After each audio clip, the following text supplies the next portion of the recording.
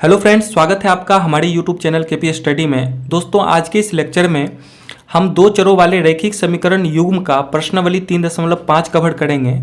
ये मेरा इस एक्सरसाइज का सेकेंड पार्ट है, जिसमें हम क्वेश्चन नंबर 4 में शामिल सभी प्रश्नों को बारी बारी से सॉल्व करेंगे। अगर अभी तक आपने इसका फर्स्ट पार्ट का वीडियो नहीं देखा है तो आप उसे ज़रूर देखें। उसका लिंक हमने इस वीडियो के डिस्क्रिप्शन में दे रखा है, आप चाहे तो यहाँ से भी देख सकते हैं। तो चलिए आज का लेक्चर हम स्टार्ट करते हैं। प्रश्न संख्या 4 आपको क्या कह रखा है कि निम्न समस्याओं में रैखिक समीकरणों के युग्म बनाइए। जो आपको समस्या दिया गया है, जो आपको प्रश्न दिया गया है, उसमें सबसे पहले इसमें आपको रैखिक समीकरण युग्म इसका बनाना पड़ेगा।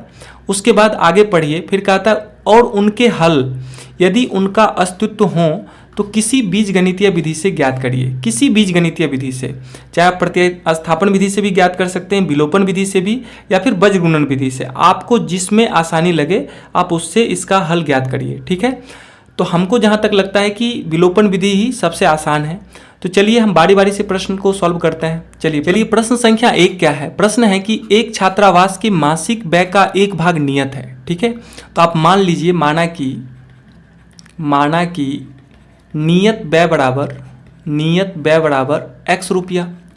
ठीक है, फिर आगे कह रखा है कि तथा शेष इस पर निर्भर करता है कि छात्र ने कितने दिन भोजन लिया है। ठीक है, आगे कह रहा है कि जब एक विद्यार्थी ए को 20 दिन भोजन करता है, 1000 रुपया छात्रावास के व्यय के लिए अदा करने पड़ते हैं। कितने रुपया अदा करने पड़ते हैं? 1000 रुपया। इसी प्रकार से एक विद्यार्थी बी को जो 26 दिन भोजन करता है, छात्रावास के व्यय के लिए 1180 रुपये अदा करने पड़ते हैं।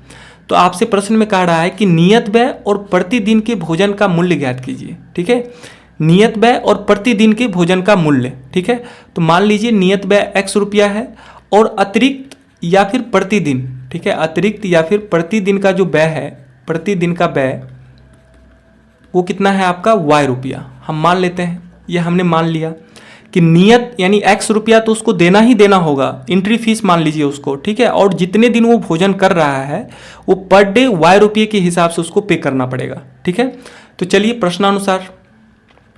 प्रश्नानुसार हम देखते हैं कि विद्यार्थी ए के लिए, ठीक है, विद्यार्थी ए के लिए, तो जो विद्यार्थी ए है ना, वो 20 दिन भोजन करता है और उसके लिए 1000 रुपये उसे छात्रावास को अदा करना पड़ते हैं। ठीक है, तो देखिए विद्यार्थी ए के लिए हम लिखेंगे, इसका तो एक नियत व्यय तो होगा ही होगा, अब प्लस 20 दिनों का इसको अतिरिक्त व्यय करना पड़ेगा। ठीक है, यानी 20 दिनों का व्यय, ये टोटल मिला के कर कितना रहा है? 1000।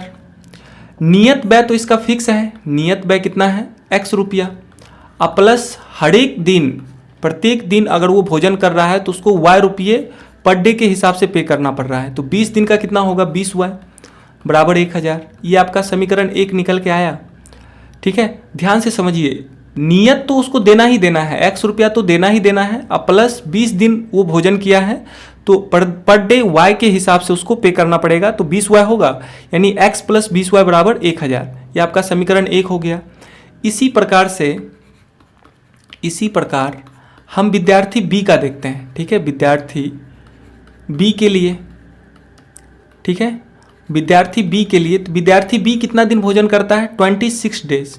ठीक है, तो इसमें वो नियत तो व्यय देगा ही देगा। ठीक है, नियत तो उसका खर्चा होगा ही होगा, अब प्लस 26 दिन का उसका अलग का किराया, यानी 26 दिनों का व्यय, और टोटल मिला के वो दे कितना रहा है? 1180 रुपया। ठीक है, तो देखिए इसका नियत व्यय आपने कितना माना है? तो नियत व्यय x रुपया है, अब प्लस 26 दिनों का व्यय क्या होगा? 26y बराबर 1180। ये आपका समीकरण 2 हो गया।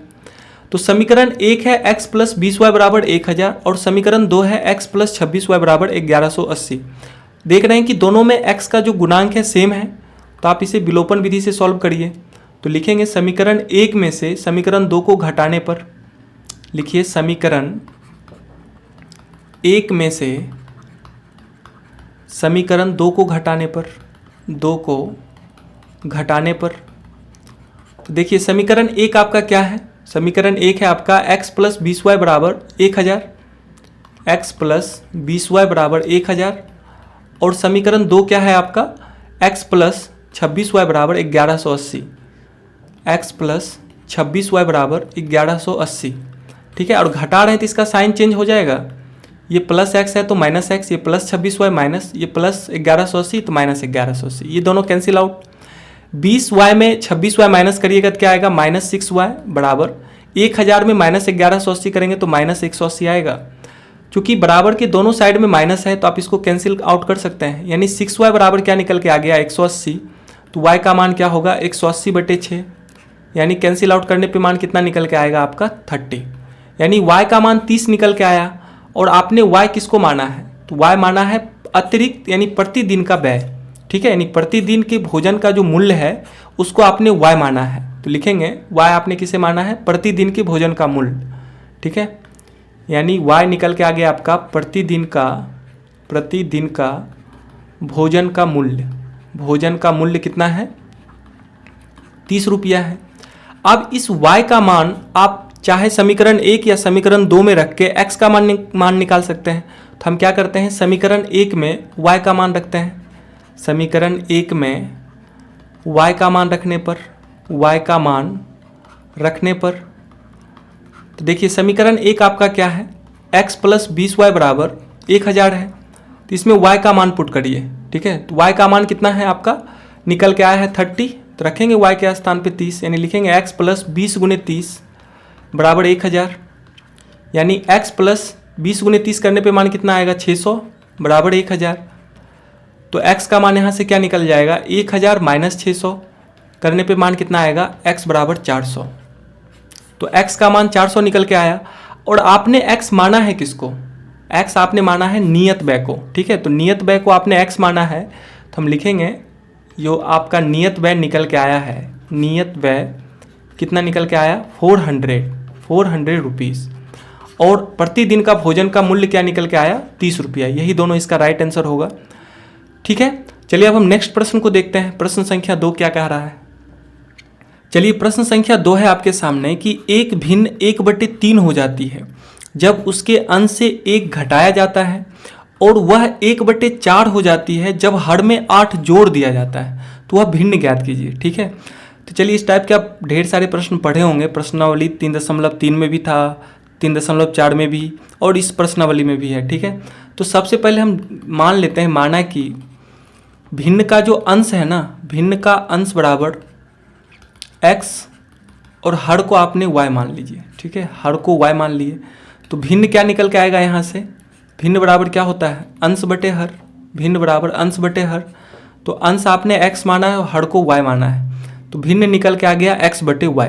ठीक है, आप प्रश्न से चलिए, प्रश्न में क्या कह रहा है आपको, प्रश्नानुसार जो एक भिन्न है ना वो 1/3 हो जाती है, यानी जो भिन्न है यानी x/y जो है ये 1/3 हो जाती है। कब, जब उसके अंश से 1 घटाया जाता है।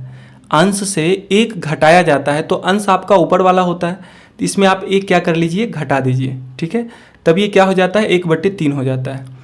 इसी प्रकार आगे क्या कह रहा था कि वह 1/4 हो जाती है। वह कहने का मतलब जो भिन्न है यानी x/y जो है ये 1/4 हो जाती है। कब, जब हर में 8 जोड़ा जाता है, जब हर में 8 क्या किया जाता है, ऐड किया जाता है। ठीक है, तो इस प्रकार से 2 इक्वेशन यहाँ से निकल के आएंगे। इसको सॉल्व करिए, क्रॉस गुना करेंगे इसको, तो क्या होगा, एक बार 3 से गुना होगा x - 1 में, इधर 1 गुने y, यानी क्या निकल के आएगा, 3x - 3 बराबर y। इधर प्लस y है, इस साइड आएगा तो माइनस y होगा, इधर -3 इधर आएगा तो +3। ये आपका समीकरण 1 हो गया। इसी प्रकार से क्रॉस गुना इसमें भी करिए। ठीक है, यानी 4 गुने x होगा एक बार, इधर क्या होगा, 1 गुने y + 8, तो इधर मान निकल जाएगा आपका 4x, इधर हो गया 1 से गुना करने पे वही मान होगा y + 8, यानी 4x इधर प्लस y है, इस साइड आएगा तो -y बराबर 8। ये आपका समीकरण 2 हो गया। ठीक है, अब हम क्या देख रहे हैं कि समीकरण 1 और 2 में जो y का गुणांक है ना सेम है। ठीक है, y का गुणांक यहाँ भी -1 और यहाँ भी -1, दोनों में -1 है। ठीक है, तो आप आराम से विलोपन विधि से इसको सॉल्व करिए। तो लिखेंगे समीकरण 1 में से समीकरण 2 को घटाने पर, आप चाहे तो 2 में भी 1 घटा सकते हैं। ठीक है, तो हम लिखते हैं समीकरण 1 में से समीकरण 2 को घटाने पर, हम 1 में से 2 को घटा रहे हैं, आपका मन है कि नहीं हम 2 में से 1 को घटाएं तो वो भी कर सकते हैं, उससे भी प्रश्न सॉल्व हो जाएंगे। ठीक है, तो देखिए समीकरण 1 क्या है आपका 3x माइनस वाई बराबर 3 और समीकरण 2 क्या है आपका 4x माइनस वाई बराबर 8। चलिए इसको सॉल्व करते हैं, सॉल्व करिए। तो इधर प्लस 4x है नीचे में, तो इधर माइनस हो जाएगा, क्योंकि हम घटा रहे हैं तो इसका साइन चेंज होगा नीचे वाले का। इधर माइनस वाई तो ये प्लस वाई, ये प्लस 8 है तो ये माइनस 8 हो जाएगा। तो माइनस वाई से प्लस वाई कैंसिल हो जाएंगे, तो इधर क्या बचेगा प्लस 3x माइनस 4x करने पे माइनस x बराबर 3 माइनस 8 करने पे माइनस 5। ठीक है, तो चूंकि दोनों तरफ माइनस है तो आप इसको कैंसिल कर सकते हैं, यानी x बराबर मान क्या निकल के आ गया 5। x का मान 5 निकल के आया और आपने x माना है किसको, आपने अंश को x माना है, यानी अंश बराबर क्या निकल के आ गया 5। ठीक है, अंश का मान 5 आया। अब इसी x के मान को हम समीकरण 1 या 2 में पुट करके y का मान निकाल लेंगे। तो हम लिखते हैं समीकरण 1 में x का मान रखने पर, ठीक है, समीकरण 1 में x का मान रखने पर, तो समीकरण 1 में आप x का मान रखिए। तो समीकरण 1 क्या है आपका 3x माइनस वाई बराबर 3, तो x के स्थान पे 5 रखिए, तो लिखेंगे 3 गुने 5 माइनस वाई बराबर 3, यानी 5 तिहाई 15 माइनस वाई बराबर 3। तो यहाँ से देखिए y का मान क्या निकल के आ गया, y बराबर 12। y का मान क्या निकला 12, y का मान 12 आ गया। और आपसे प्रश्न में कहा रहा है कि वह भिन्न क्या ज्ञात कीजिए, भिन्न क्या होगा। तो यहाँ देखिए अंश का मान 5 निकल के आया, अंश बराबर 5 और हर बराबर 12 निकल के आया। और भिन्न बराबर आप जानते हैं क्या होता है, भिन्न बराबर अंश बटे हर, अंश बटे हर। तो अंश का मान 5 और हर का मान 12, तो जो आपका भिन्न होगा क्या होगा 5/12 होगा, ये इसका राइट आंसर होगा। ठीक है, चलिए अब हम नेक्स्ट प्रश्न को देखते हैं। चलिए प्रश्न संख्या 3 है आपके सामने कि यश ने एक टेस्ट में 40 अंक अर्जित किए। कितने अंक, 40 अंक अर्जित किए जब उसे प्रत्येक सही उत्तर पर 3 अंक मिलते हैं तथा अशुद्ध उत्तर पर 1 अंक की कटौती की गई है। ठीक है, आगे फिर कह रहा है यदि उसे सही उत्तर पर 4 अंक मिलते, ठीक है, सही उत्तर पर अब 4 अंक मिलते और अशुद्ध उत्तर पर 2 अंक कटते तो उसे 50 अंक अर्जित करता। ठीक है, यानी जो यश है वो 50 अंक अर्जित करता। तो टेस्ट में कुल कितने प्रश्न हैं। ठीक है, अब देखिए जो टेस्ट में प्रश्न है ना, जो यश है वो कुछ प्रश्न का जवाब सही दिया है और कुछ प्रश्न का जवाब गलत दिया है। प्रश्न तो दोनों हैं, सही वाले जवाब का भी जो प्रश्न है वो प्रश्न है और गलत वाले जवाब का भी जो प्रश्न है वो प्रश्न है। ठीक है, हम इसमें मान लेते हैं, माना कि सही उत्तर देने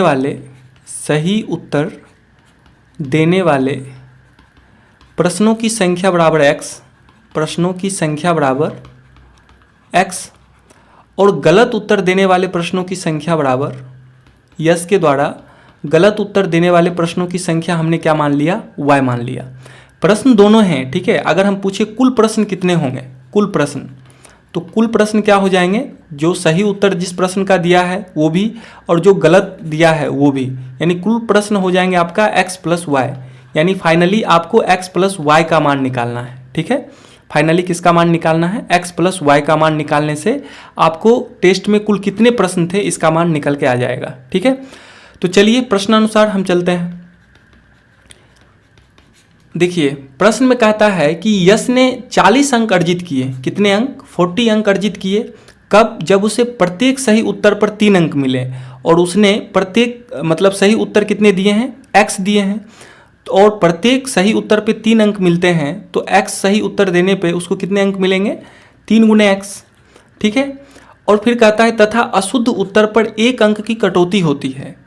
तो उसने टोटल कितने गलत उत्तर दिए हैं या अशुद्ध उत्तर दिए हैं, तो y प्रश्नों के उसने अशुद्ध उत्तर दिए हैं और प्रत्येक अशुद्ध पे 1 अंक की कटौती होती है। तो टोटल कितने की कटौती होगी, 1 गुने y, यानी लाया था 3x लेकिन गलत उत्तर देने की वजह से उसका 1y माइनस हो गया, बराबर उसको कितना मिला है अंक 40। ठीक है, यानी समीकरण क्या बन के आएगा, 3x माइनस वाई बराबर 40, 3x माइनस वाई बराबर 40, इसको आप समीकरण 1 मान लें।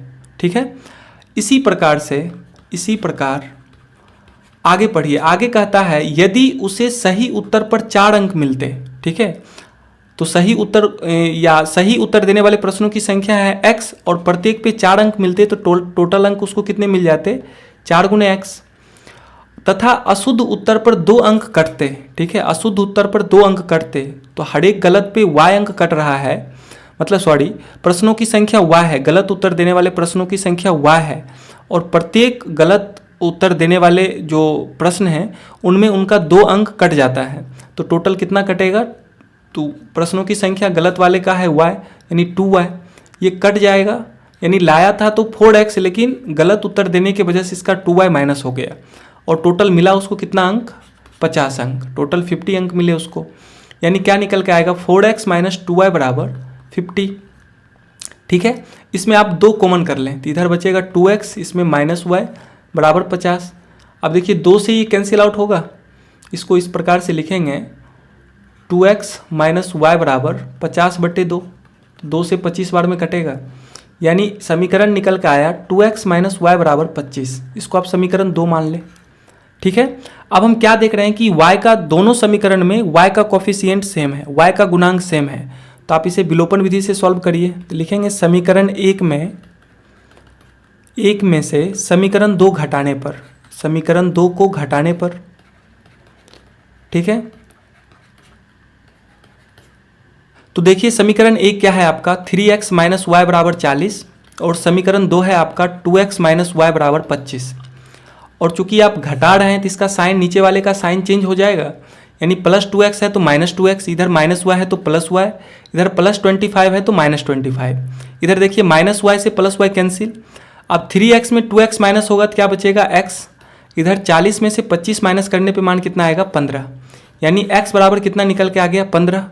और आपने x किसको माना है, सही उत्तर देने वाले प्रश्नों की संख्या को, लेकिन आपको फाइनली x प्लस वाई का मान ज्ञात करना है, तो आप पहले y का मान निकाल लीजिए। तो किसी एक समीकरण में x का मान रख के आप y का मान निकालिए। तो हम रखते हैं समीकरण 1 में x का मान रखने पर, लिखेंगे समीकरण 1 में x का मान रखने पर, x का मान रखने पर, देखिए समीकरण 1 आपका क्या है, समीकरण 1 है आपका 3x माइनस वाई बराबर 40, और x का मान इसमें कितना आपको फिट करना है, 15। ठीक है, समीकरण 1 है 3x माइनस वाई बराबर 40, लिखेंगे 3x माइनस वाई बराबर 40, जिसमें आपको x का मान निकल के आया है 15। ठीक है, तो रखिए x के स्थान पे 15, 3 गुने 15 माइनस वाई बराबर 40, तो क्या हो जाएगा 15 तिहाई 45 माइनस वाई बराबर 40। तो देखिए यहाँ से y का क्या मान निकल के आएगा, लिखेंगे 45, इधर प्लस 40 है तो इधर माइनस 40 होगा, बराबर y, यानी y बराबर क्या आ जाएगा मान 5। ठीक है, और x का मान निकल के आया है 15। ठीक है, तो सही उत्तर देने वाले प्रश्नों की संख्या 15 और गलत उत्तर देने वाले प्रश्नों की संख्या 5। तो टोटल क्वेश्चंस कितने हो गए, कुल प्रश्न कितने हो गए, कुल प्रश्नों की संख्या बराबर जिसका सही जवाब दिया और जिसका गलत जवाब दिया, दोनों तो प्रश्न ही था ना, यानी लिखेंगे कुल प्रश्नों की संख्या बराबर x प्लस वाई, यानी 15 प्लस 5 बराबर 20। ठीक है, यानी इसका जो राइट आंसर होगा आपका 20 होगा। ठीक है, चलिए अब हम नेक्स्ट प्रश्न को देखते हैं।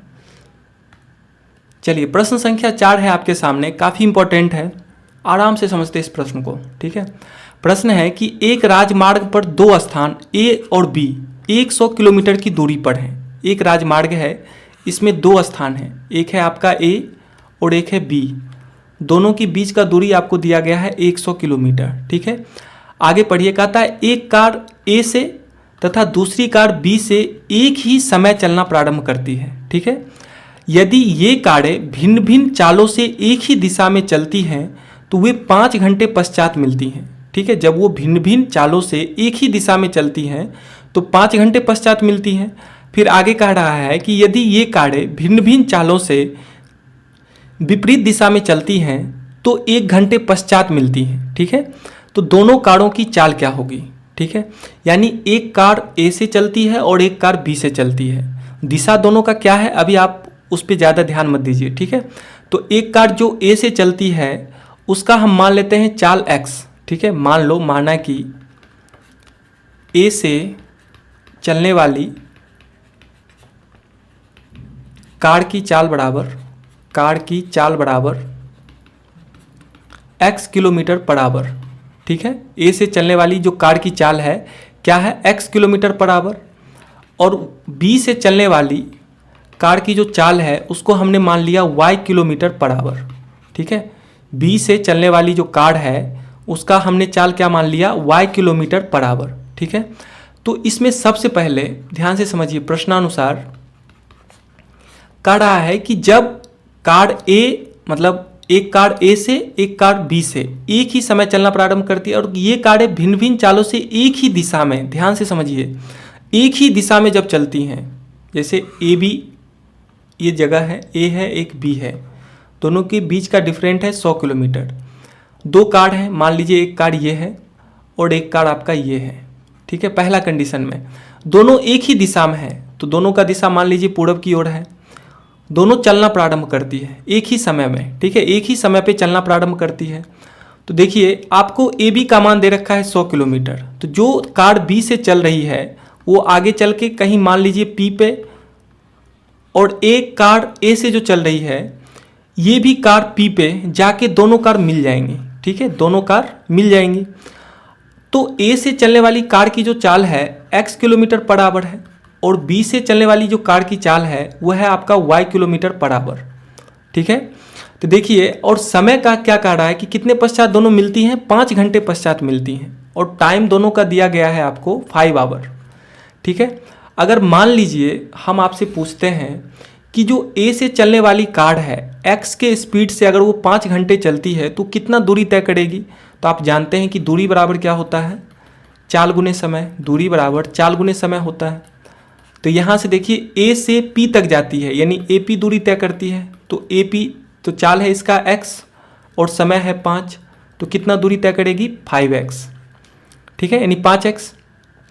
इसी प्रकार से जो बी से चलती है कार, ठीक है, जो बी से चलती है कार वो y किलोमीटर पर आवर से 5 घंटे चलती है, सेम आवर मतलब सेम टाइम है, एक ही समय दोनों चलती है और 5 घंटे पश्चात दोनों मिलती हैं। ठीक है, इसका भी टाइम 5 आवर है।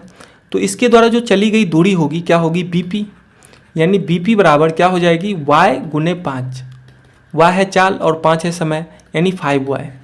ठीक है, और प्रश्न में आपको ए बी का मान दिया हुआ है, ए बी आपको डिस्टेंस दिया हुआ है कितना, 100 किलोमीटर।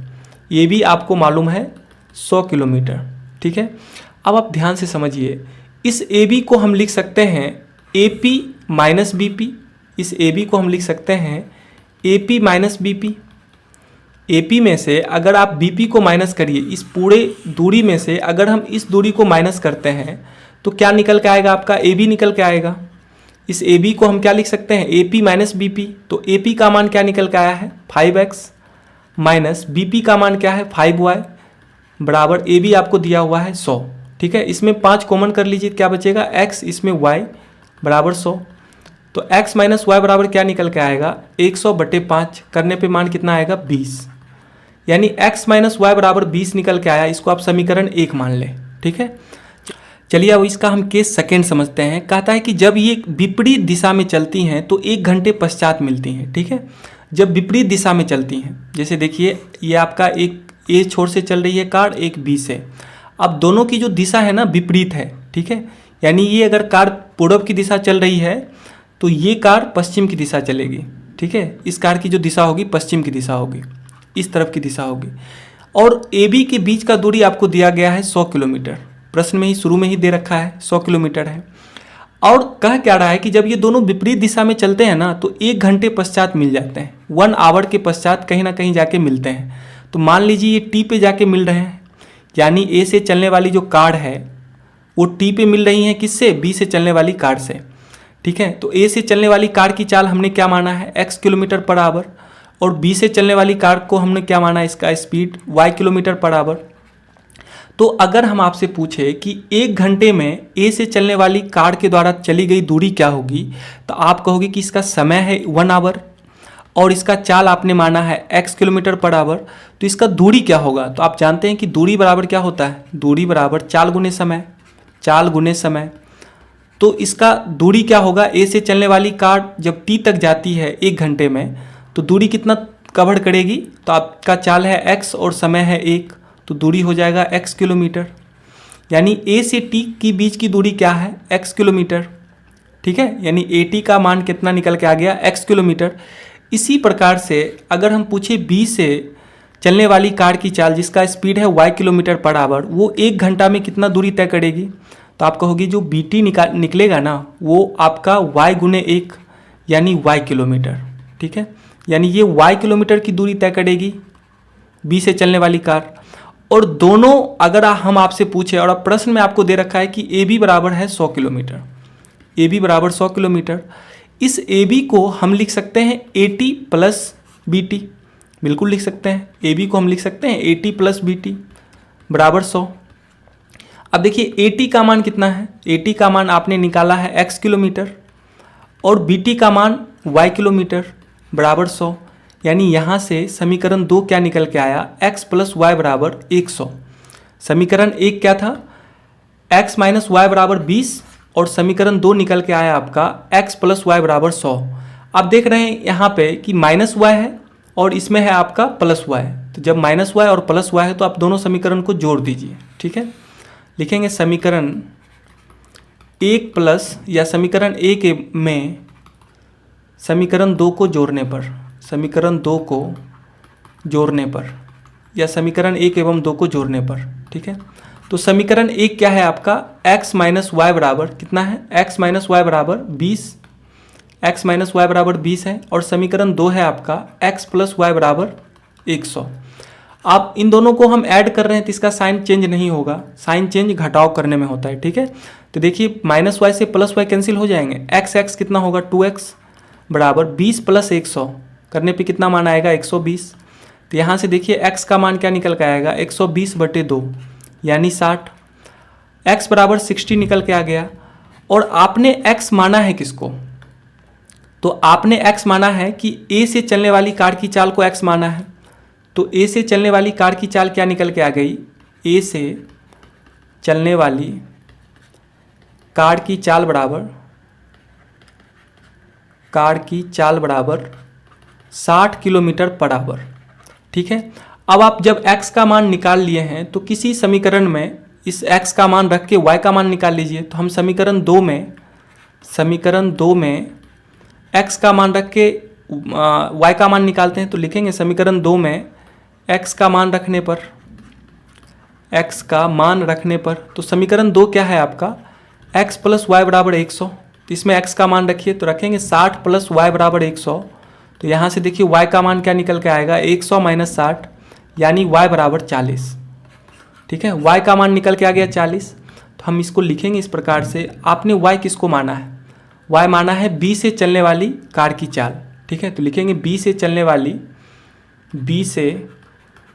वाली कार की चाल बराबर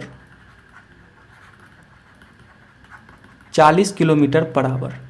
ठीक है, बी से चलने वाली कार की चाल क्या निकल के आ गई 40 किलोमीटर पर आवर। इस प्रकार से दोनों कार की चाल, एक का 60 किलोमीटर पर आवर और दूसरे का 40 किलोमीटर पर आवर, यही इसका राइट आंसर होगा। ठीक है, तो चलिए इस प्रकार से हम आज इस एक्सरसाइज का लास्ट प्रश्न को देखते हैं। चलिए प्रश्न संख्या 5 जो है काफ़ी इंपॉर्टेंट प्रश्न है, ध्यान से समझिए। कहता है एक आयत का क्षेत्रफल 9 वर्ग इकाई कम हो जाता है यदि उसकी लंबाई 5 इकाई कम कर दी जाए और चौड़ाई 3 इकाई बढ़ा दी जाए। ठीक है, तो सबसे पहले हम मान लेते हैं, माना कि आयत की लंबाई बराबर x इकाई मान लीजिए, x इकाई, और इसकी जो चौड़ाई है, चौड़ाई को हम मान लेते हैं y इकाई। ठीक है, y इकाई। ठीक है, ध्यान से समझिए, प्रश्न से आपको क्या कहा रखा है, प्रश्नानुसार पहले एक बार प्रश्न को कंप्लीट पढ़िए। आगे प्रश्न में है कि यदि हम लंबाई को 3 इकाई और चौड़ाई को 2 इकाई बढ़ा दें तो क्षेत्रफल 67 वर्ग इकाई बढ़ जाता है। तो आयत की बीमाएं ज्ञात कीजिए। बीमाएं का मतलब यही हुआ लंबाई और चौड़ाई, एल और बी का मान पूछ रहा है। ठीक है, इसी को बीमाई या डायमेंशन बोलते हैं। तो देखिए ध्यान से समझिए, जो आयत है उसकी लंबाई x इकाई है और चौड़ाई y इकाई है। तो अगर हम पूछे इस आयत का क्षेत्रफल क्या होगा, तो क्षेत्रफल बराबर क्या होता है आयत का, लंबाई गुने चौड़ाई। आयत का क्षेत्रफल बराबर क्या जानते हैं हम लोग, लंबाई गुने चौड़ाई। तो लंबाई है इसका x और चौड़ाई है y, तो क्षेत्रफल क्या निकल के आएगा xy, क्षेत्रफल निकल के आएगा xy।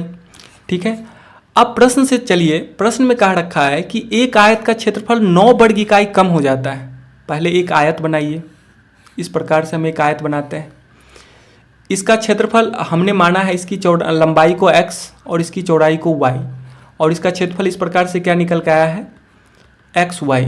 ठीक है, अब प्रश्न से चलिए क्या कह रहा है। प्रश्न में कहता है कि इसका क्षेत्रफल 9 वर्ग इकाई कम हो जाता है, यानी जो एक्स वाई है ना, ये 9 वर्ग इकाई कम जाता है। कब? जब उसकी लंबाई 5 इकाई कम कर दी जाए, यानी जो x है ना, ये अब 5 इकाई कम हो जाती है लंबाई, और चौड़ाई 3 इकाई बढ़ा दी जाए, यानी अब y से चौड़ाई y+3 हो गई। ठीक है, तो चलिए इस कंडीशन को हम इस प्रकार से लिखेंगे, इसका लंबाई गुने चौड़ाई बराबर क्षेत्रफल, यानी लिखेंगे x - 5 इंटू y+3 बराबर क्षेत्रफल क्या है, xy - 9।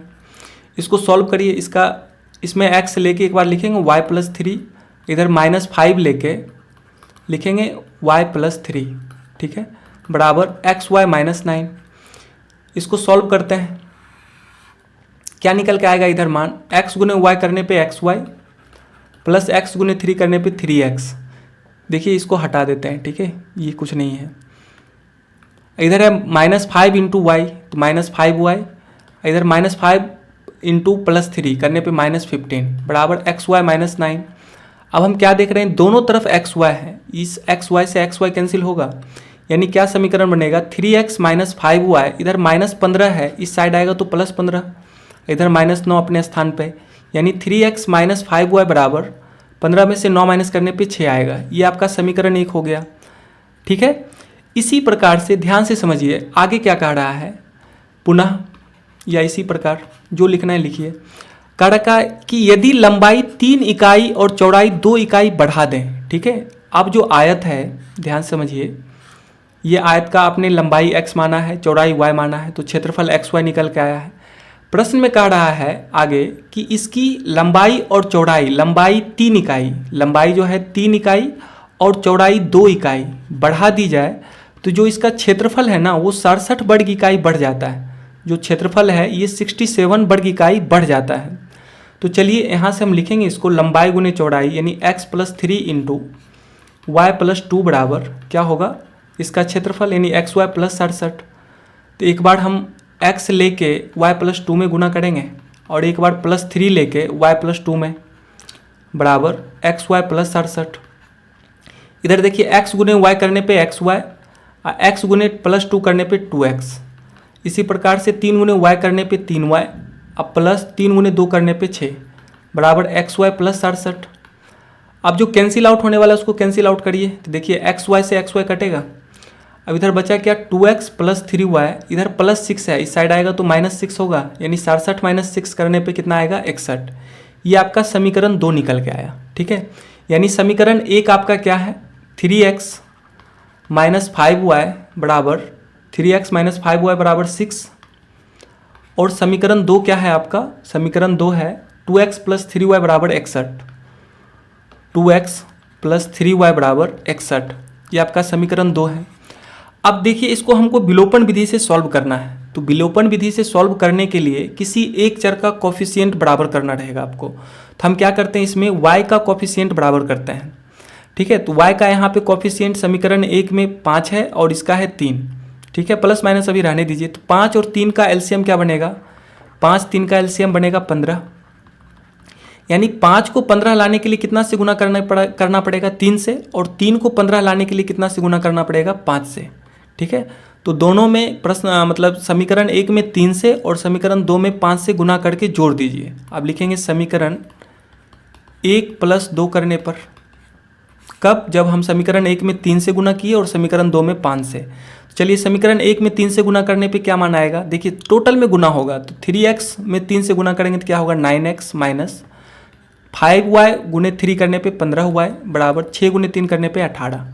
इसमें गुना करिए तो लिखेंगे 5 दूनी 10x प्लस 5 तिहाई 15y बराबर 61 पची कितना होगा, 5 6 पची 30। ठीक है, अब देखिए जो कटने वाला है उसको काटिए, कैंसिल आउट करिए, तो -15y से +15y कैंसिल हो जाएंगे।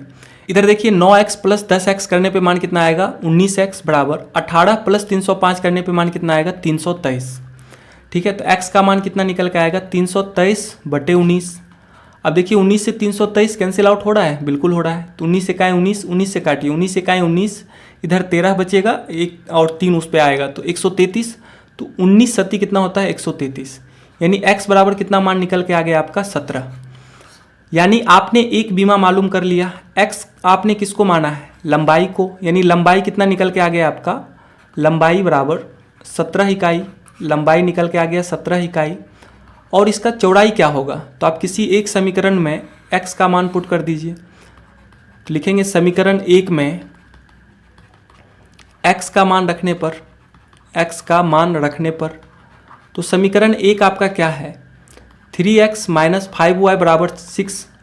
तो इसमें x के स्थान पे 17 मान रखिए, तो रखेंगे 3 गुने x के स्थान पे 17 माइनस 5y बराबर 6, 17 तिहाई 51 माइनस 5y बराबर 6, इधर प्लस 6 है, इस साइड आएगा तो माइनस 6 होगा, बराबर 5y। यानी 5y बराबर 51 में से 6 माइनस करने पे मान कितना आएगा 45। तो y का मान क्या हो जाएगा 45/5, यानी 5 × 45, यानी y बराबर क्या निकल के आ गया आपका मान 9। और y आपने किसको माना है, तो y आपने चौड़ाई को माना है, y आपने चौड़ाई को माना है, यानी इसका जो चौड़ाई निकल के आया, चौड़ाई बराबर आयत की जो चौड़ाई निकल के आई 9 इकाई। ठीक है, यानी जो आयत की बीमा है, आयत की बीमाएँ बराबर, आयत की बीमाएँ बराबर क्या निकल के आ गई 17 और 9, यही इसका राइट आंसर होगा। ठीक है, आयत की बीमा 17 और 9 निकल के आया। तो चलिए इस प्रकार से आज के इस लेक्चर में हम एक्सरसाइज 3.5 को कंप्लीट किया।